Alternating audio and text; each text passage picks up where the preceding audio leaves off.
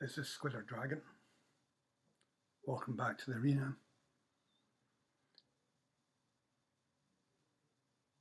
This is episode 6 and the final episode I plan to record in the Strixhaven series.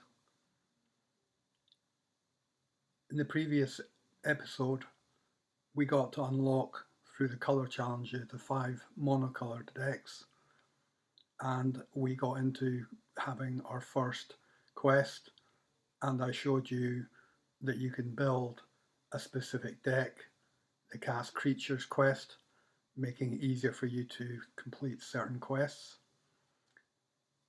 You'll know by now, if you've been playing Arena, the colour challenge went on to unlock a further 10 decks, which are referred to as the two-coloured decks. So there are 10 two-colour pairs between the 5 colours of Magic. So you go on to play and unlock. So I didn't do videos for those because this is about the basics of free to play. So by going through those remaining colour challenge quests, you will eventually lock all 10 decks. And I think the last challenge locks 5 decks, the final 5 decks together, for the quest being cast 100 spells. So it takes a bit of time, but the important thing from a free to player point of view, to maximize your resources and your starting position, you want to complete that quest fully. So in the end, you end up with a total of 15 decks, the 5 monocolor decks, and each of the 10 available two-color decks, which again, for going into free-to-play quests, are sufficient to give you the resources you need, because you'll find quests basically break down to playing two colours, and it can make sense both to give you access or use to how those decks work. So try and match, if it's a two colour quest, try and match it to the unlocked two colour deck as part of the colour challenge. There are specific, as I said, decks we can create. So what I'm doing here is just showing you some examples. I didn't go through all of them, but you can just see some of the examples of the decks.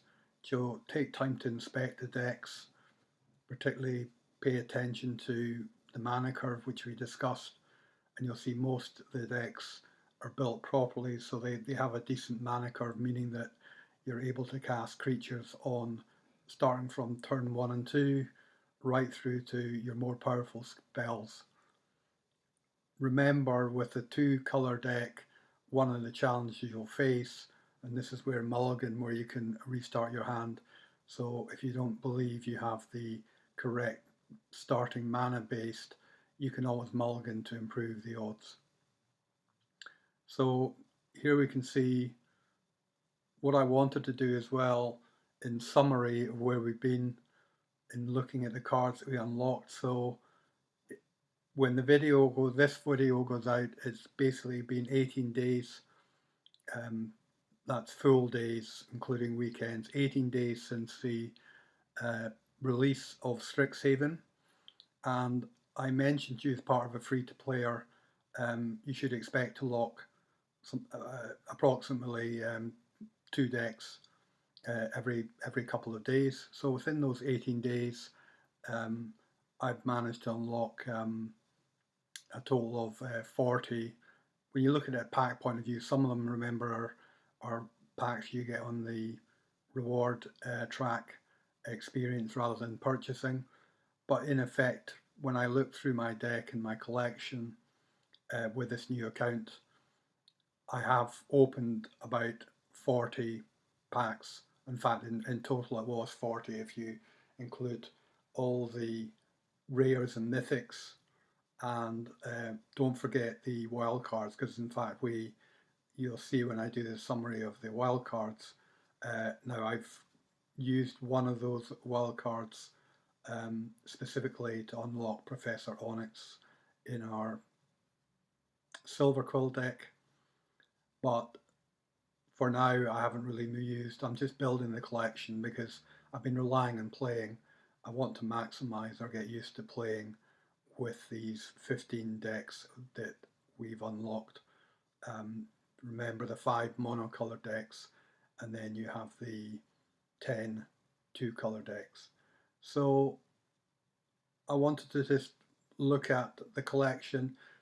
You you basically are playing and have been opening Strixhaven packs, but Strixhaven has access to what is called Mystical Archive, and these are some of the older original uh, and deemed sort of powerful and useful cards in various colours. So certainly check your Mystical archive collection that you will have opened and look and see what colours you have and look and see of using some of these powerful spells. For example, card draw, brainstorm, drawing 3 cards, very powerful for 1 blue mana. So um, use these decks and play around.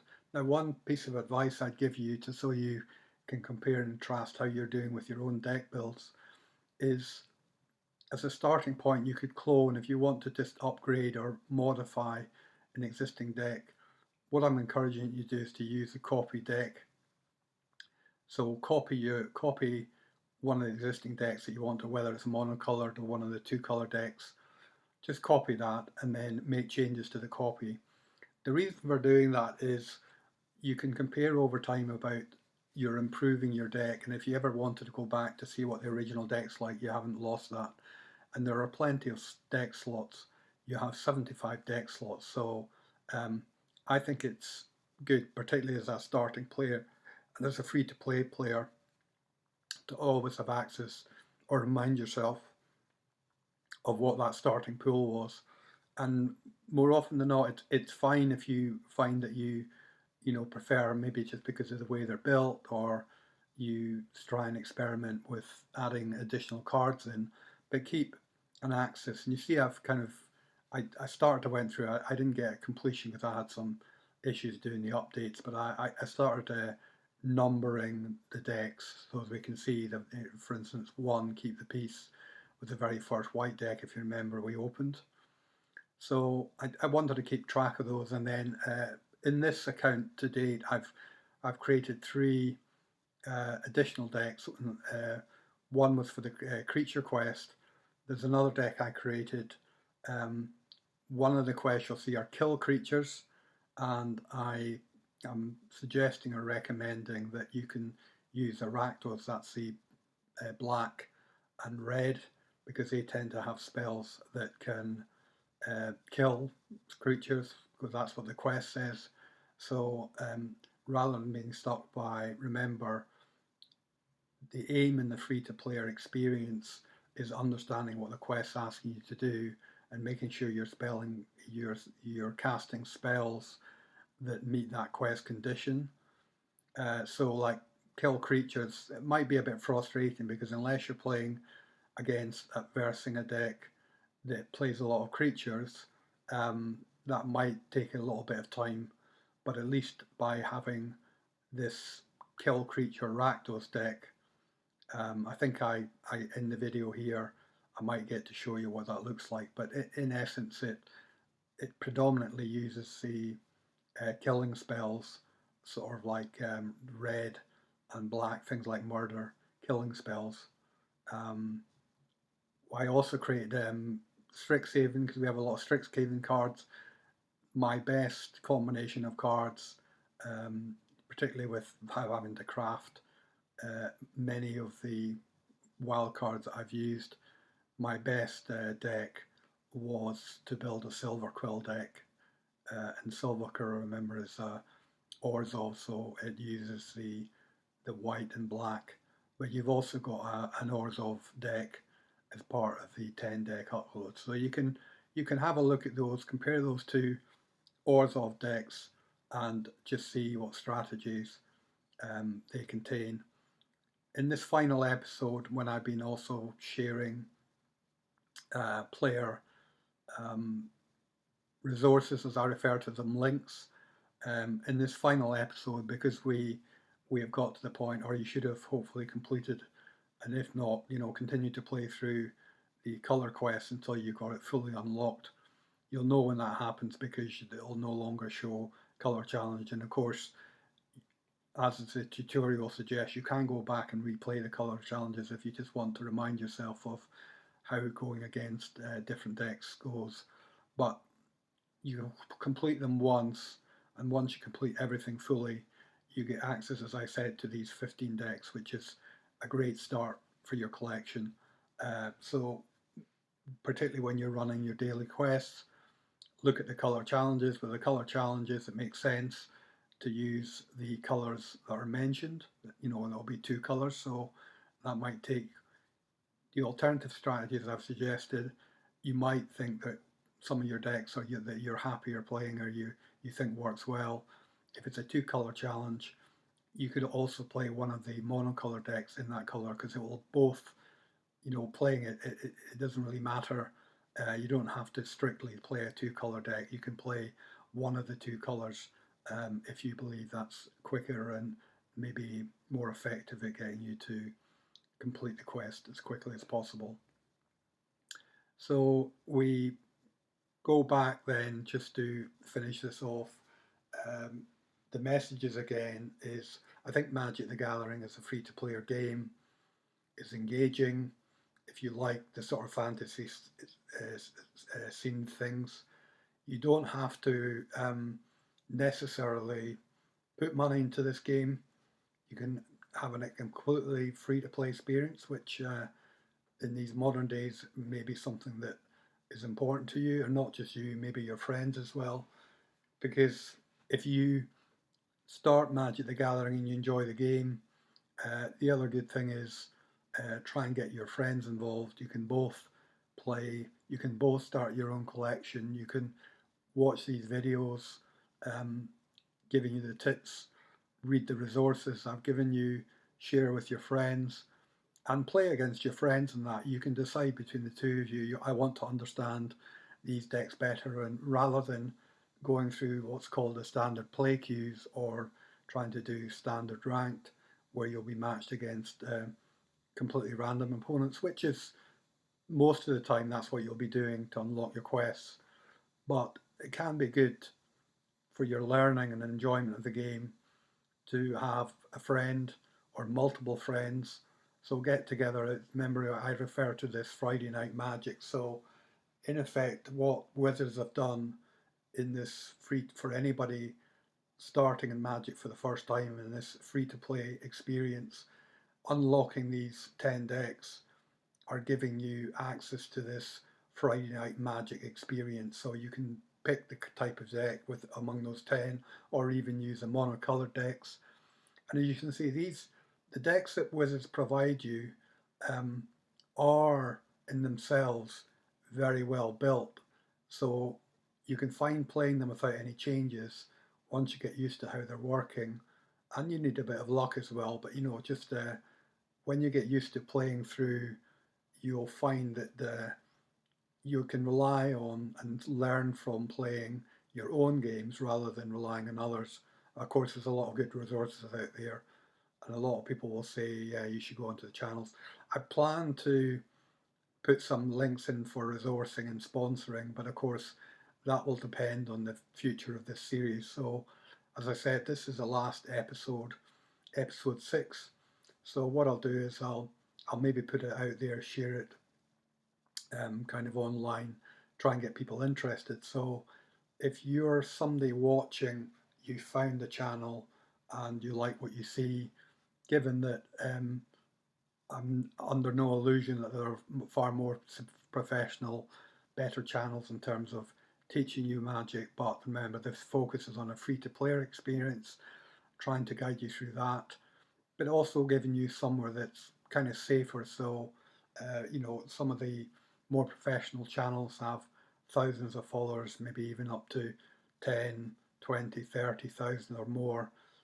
Some of the best channels have hundreds of thousands of subscribers. So they're very good at appreciating their community, but it's you're one of many tens or even hundreds of thousands of players in that channel. So with this channel, if you like it and you want a chance to share your ideas, share your deck ideas, if you want me to run specific decks, or if you like to match against me, what I'll do as part of the resource link, I'll put access to the email that this account's linked to, and my profile ID details as well.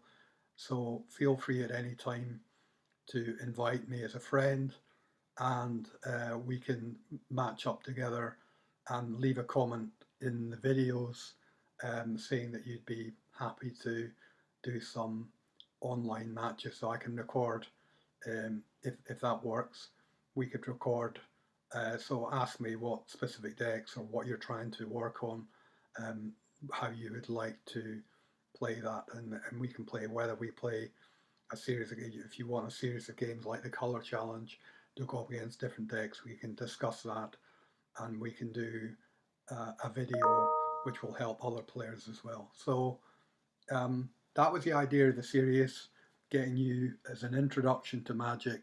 Particularly remember, I stress, focus on the free-to-play experience, so not having to pay any additional money for what is such a great game, a lot of good content. Remember, there's regular updates, so as long as you continue enjoying and playing, you'll be able to continue to unlock not just the existing Strixhaven, but you can start accessing and unlocking when the new sets release.